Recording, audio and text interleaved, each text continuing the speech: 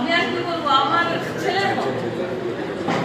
মানে বিয়ের পরে ওদের বাড়িতে উঠে প্রথম বাচ্চা পেয়েছি, তারপরে ওর ছোট বোন, তারপরে আমার একটি মেয়ে আছে। আমাদের এমনিতে আলাদা পরিবার নয়। মানে আমি এখানে বিষ্ণুপুরে থাকি, কিন্তু এখানে আমরা একসঙ্গে রান্না বান্না। আর ওরা নিজের নয়, মানে আমার জেঠু শ্বশুর মশাই যেটা বলে তার নাতি আর কি, মানে আমার হসবেন্ড ছিল।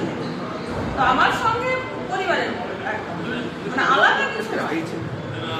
এর বেশি কিছু আমি বলবো না, সবাই আশীর্বাদ করবেন এইভাবে যাতে এগিয়ে যেতে পারে। আর আমি বর্তমানে সোনামুখী কুসুমকুমারী দেবী বালিকা বিদ্যালয়ের শিক্ষিকা, আমিও ফিজিক্যাল এডুকেশন টিচার।